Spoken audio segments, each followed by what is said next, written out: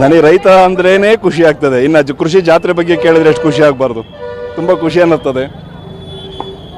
ಜಗತ್ತು ನಿಂತಿರೋದು ರೈತನ ಶ್ರಮದ ಮೇಲೆ. ರೈತನ ಬೆವರು ಎಷ್ಟು ಚಂದ ಬರ್ತದೋ ಅಷ್ಟು ದೇಶ ಸುಭಿಕ್ಷವಾಗಿರ್ತದೆ. ಬಸವಣ್ಣವರು ತನ್ನ ವಚನದಲ್ಲಿ ಹೇಳ್ತಾರೆ, ಕೃಷಿಕೃತ್ಯ ಕಾಯಕವ ಮಾಡುವ ಸದ್ಭಕ್ತನ ಪಾದಂಗಳ ತೋರಿಸಿ ಎನ್ನ ಬದುಕಿಸಯ್ಯ. ಆತನ ತನು ಶುದ್ಧ, ಮನಶುದ್ಧ, ಭಾವಶುದ್ಧ.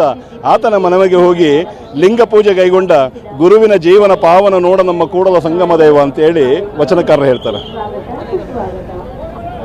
ಅಂದರೆ ರೈತಾಪಿತನ ಅಂದರೆ ಅಷ್ಟು ಶ್ರೇಷ್ಠವಾದದ್ದು.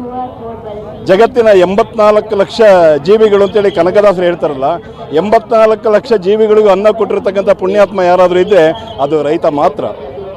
ಕುವೆಂಪು ಒಂದು ಕಡೆ ಬರೀತಾರೆ, ರಾಜ್ಯಗಳೆಳೆಯಲಿ ರಾಜ್ಯಗಳು ಉದಿಸಲಿ ಹಾರಲಿ ಗದ್ದಿಗೆ ಮುಕುಟಗಳು, ಮುತ್ತಿಗೆ ಹಾಕಲಿ ಸೈನಿಕರೆಲ್ಲ ಬಿತ್ತುಳುವುದು ಬಿಡುವುದೇ ಇಲ್ಲ, ನೇಗಿಲ ಕುಳದೊಳಗಡಗಿದೆ ಕರ್ಮ, ನೇಗಿಲ ಮೇಲೆಯೇ ನಿಂತಿದೆ ಧರ್ಮ ಅಂತೇಳಿ ಕುವೆಂಪುರವರು ಬರೀತಾರೆ.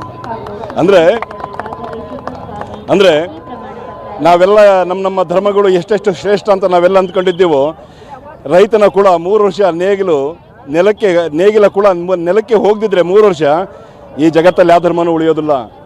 ರೈತ ಇರೋದಕ್ಕೆ ಜಗತ್ತು ಬದುಕಿರೋದು, ನಾವೆಲ್ಲ ಬದುಕಿರೋದು. ರೈತನ ಆಶೀರ್ವಾದ, ರೈತನ ಕರುಣೆಯಿಂದ ನಾವೆಲ್ಲ ಬದುಕ್ತಾ ಇದ್ದೀವಿ.